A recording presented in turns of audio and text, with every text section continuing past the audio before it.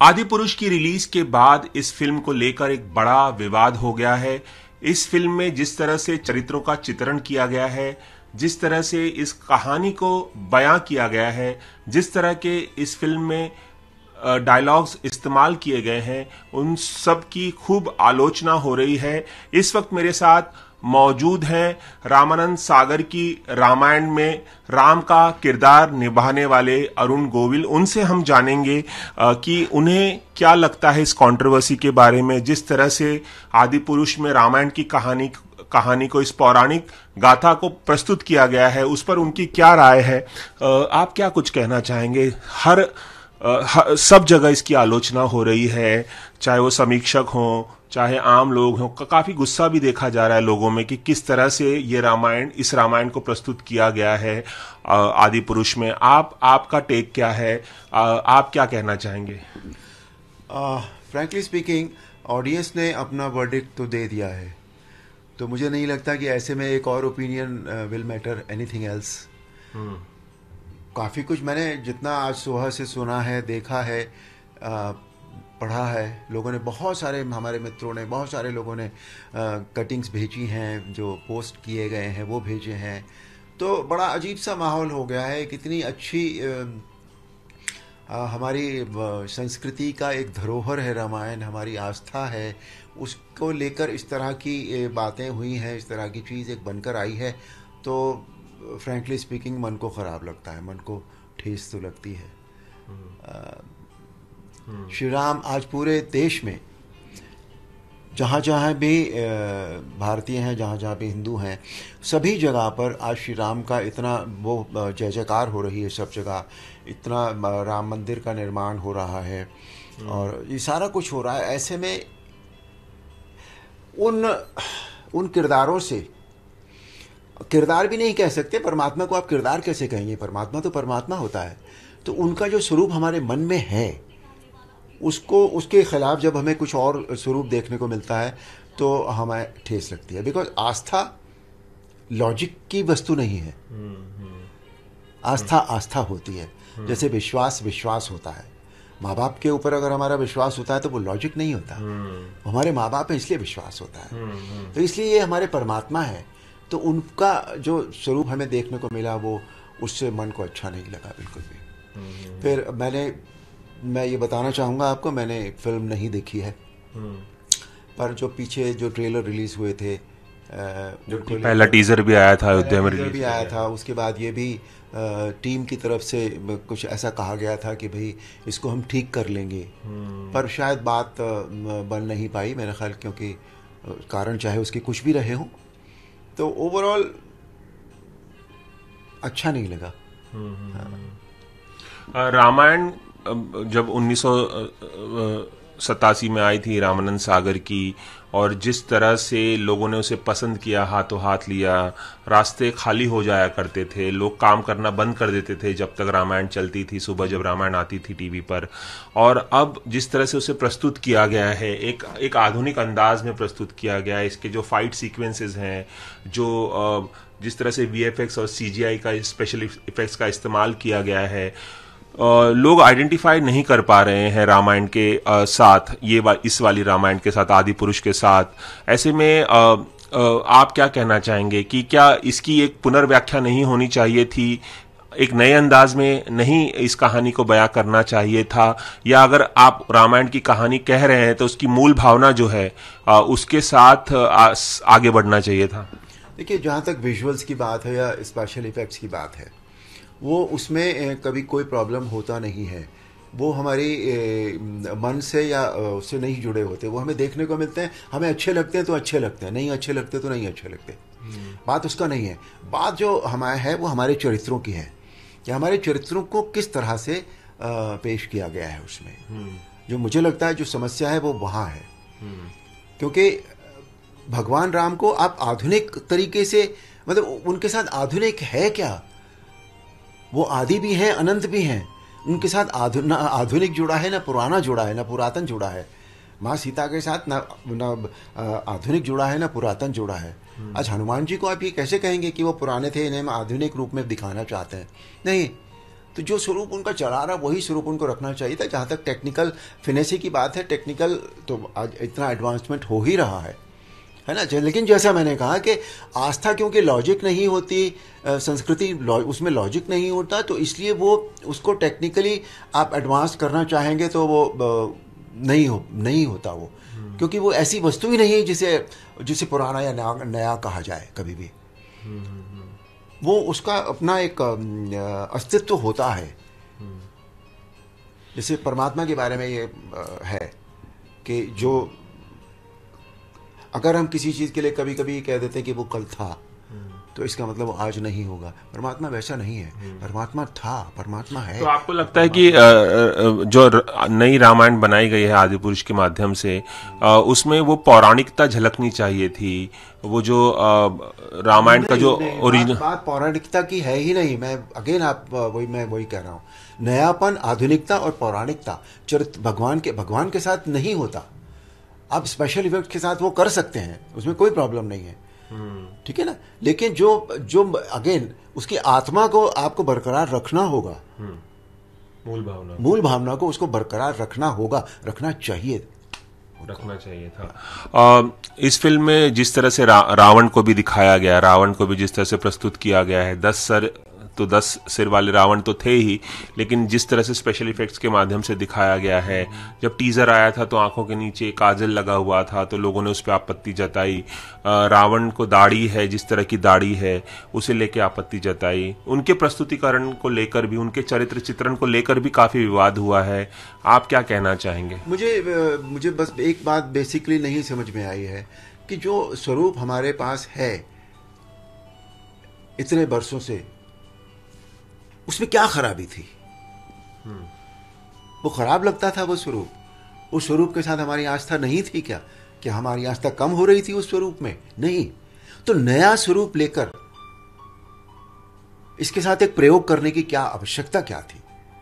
या तो यह है कि जो टीम के जो वो लोग जो हैं, जो क्रिएटिव्स हैं वहाँ पर, उनकी शायद भगवान राम में या माँ सीता में या भगवान हनुमान में आस्था नहीं है उनकी, तभी वो उसको इस रूप में पेश करना चाहते थे। और अगर वो आज जो हॉलीवुड में जो फिल्में बनती हैं, जिसमें आयरन मैन भी होता है और सुपरमैन भी होता है और ये भी होता है वो भी होता है, उस तरह का स्वरूप हमारे परमात्मा के जो चरित्र उनको देने की क्या आवश्यकता क्या आन पड़ी थी? मुझे ये समझ में नहीं आता। What did they wanted to prove? वो क्या प्रूव करना चाह रहे थे? मेकर्स का ये भी कहना है कि आज की जो आधुनिक पीढ़ी है, आज के जो बच्चे हैं, ये रामायण जो है उन सब को ध्यान में रखकर, मद्देनजर रखकर बनाई गई है। इस आर्ग्यूमेंट पे आप क्या कुछ कहना चाहेंगे? क्योंकि प्रमोशन के दौरान भी उनका यही कहना था, मैंने भी वो प्रमोशनल चीज़ें अटेंड की थी, तो आज के बच्चे और आज की पीढ़ी के हिसाब से, ताकि उन्हें समझ में आए रामायण और उन्हें पसंद भी आए। आज का युग काफ़ी बदल गया है, तो इस आर्ग्यूमेंट पे आप क्या कहना चाहेंगे? नहीं, आर्ग्यूमेंट तो वो पहले कहा गया था, उन्होंने कहा था वो, मैंने भी सुना है वो, कि बच्चों के लिए ध्यान में रखकर ये बनाई गई है। तो अब आज आपको बच्चों से पूछना चाहिए कि बच्चों को वो पसंद आई या नहीं आई। अगर बच्चों को पसंद आई है तो उनका आर्ग्यूमेंट ठीक था, तो ये बात आपको बच्चों से पूछनी चाहिए। Here it from the horses mouth. तो मुझे नहीं लगता कि बच्चों को भी बच्चों से पूछा। वैसे आप लोग तो मीडिया के लोग हैं, न्यूज़ चैनल के लोग हैं, तरह तरह की प्रतिक्रिया आ रही है, तरह तरह की प्रतिक्रिया आ रही है। एक चीज़ और है अरुण जी की, इस फिल्म के जो डायलॉग्स हैं, जिस तरह के डायलॉग्स का इस्तेमाल किया गया है, जिस तरह की भाषा का इस्तेमाल किया गया है, वो आज की भाषा उसमें कई बार झलकती है। ऐसे तमाम डायलॉग्स हैं इस फिल्म में, जिसके बारे में आपने भी सुना होगा, उसकी बहुत ज़्यादा चर्चा हो रही है। तेल तेरे बाप का, कपड़ा तेरे बाप का, तो लंका तेरे बाप की तो जलेगी भी तेरी, या तेरे बुआ का बगीचा नहीं है कि तू यहाँ घूम रहा है। इस तरह के जो डायलॉग हैं, इस तरह की जो भाषा का इस्तेमाल किया गया है, आज की भाषा का इस्तेमाल किया गया है इसमें, उस भाषा को लेकर क्या कहना चाहेंगे? मुझे लगता है हमेशा जो डायलॉगिंग होती है वो जो कैरेक्टर होता है उसको देखकर लिखी जाती है। जो संवाद लिखे जाते हैं कि ये कैरेक्टर किस तरह का है, ये क्या इसकी मानसिकता क्या है। जहाँ तक मैं अपने बारे में आपको बताऊं कि मैं बहुत ही मर्यादित इंसान हूँ।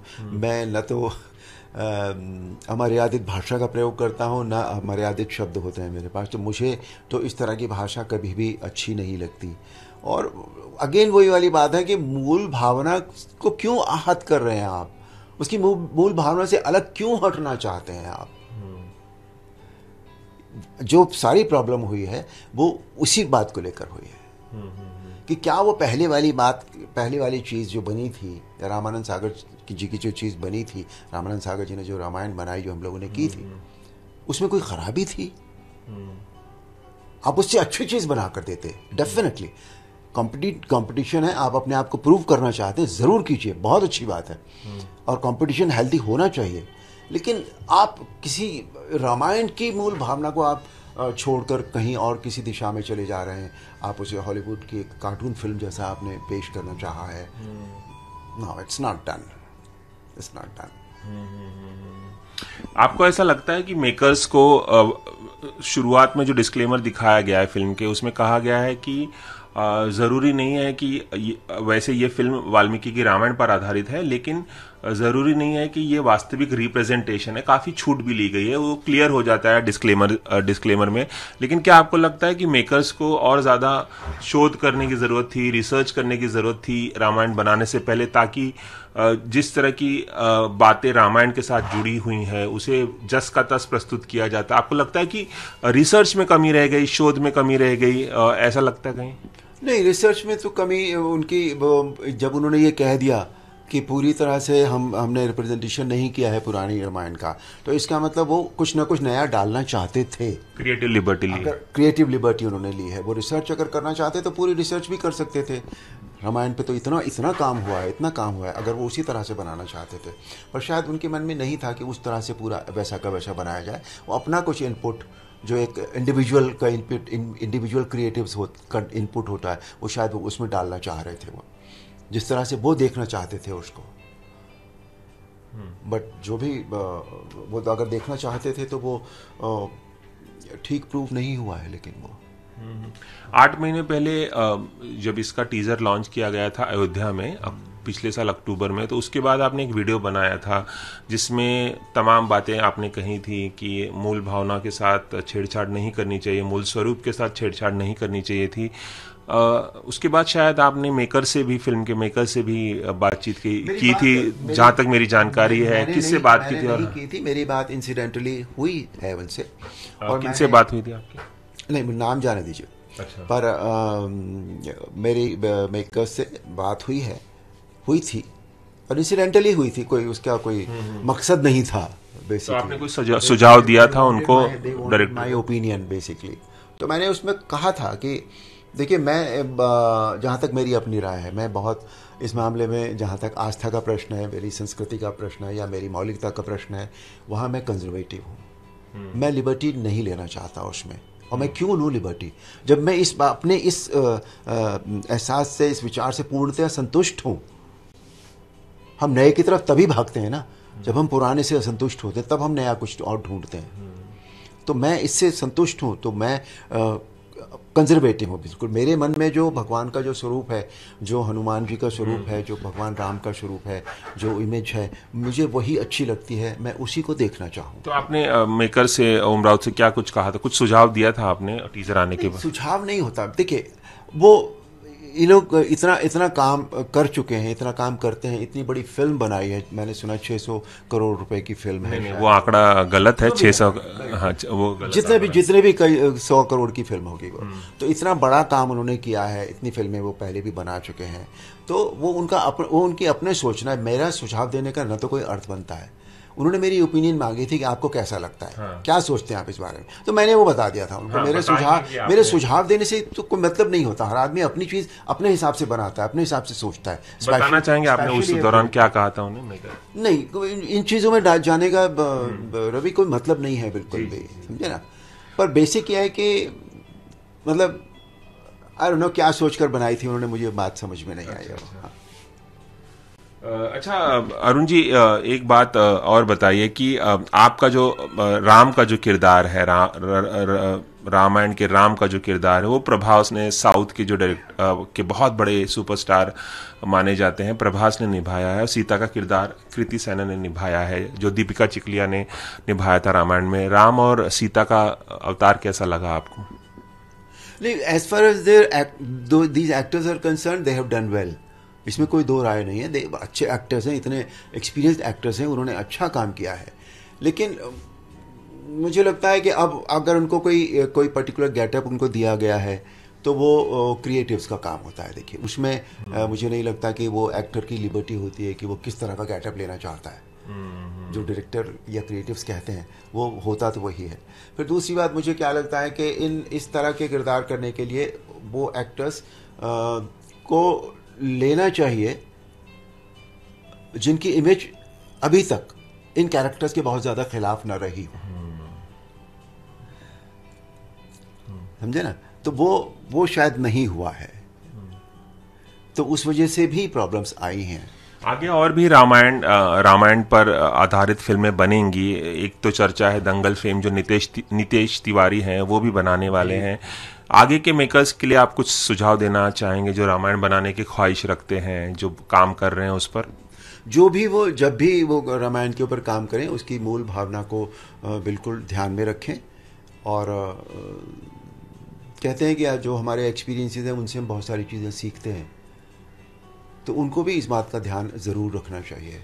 सिर्फ इसलिए रामायण ना बनाएं कि हम कुछ नया करना चाहते हैं, हम इससे भी पहली वाली रामायण से भी अच्छा फिल्म बनाएंगे, ये थॉट बहुत अच्छा है। लेकिन उसके लिए अलग अलग तरीके से अलग अलग नई नई बातें जो ठेस पहुंचाए वो नहीं होनी चाहिए। उन्हें ध्यान रखना चाहिए इस बात का। चलिए, एबीपी न्यूज़ से खास बातचीत करने के लिए बहुत बहुत शुक्रिया। बहुत बहुत धन्यवाद। कैमरामैन रवि पांचाल के साथ Ravi Jain, ABP news, Mumbai. ABP Majha, उघडा डोळे बघा नीट।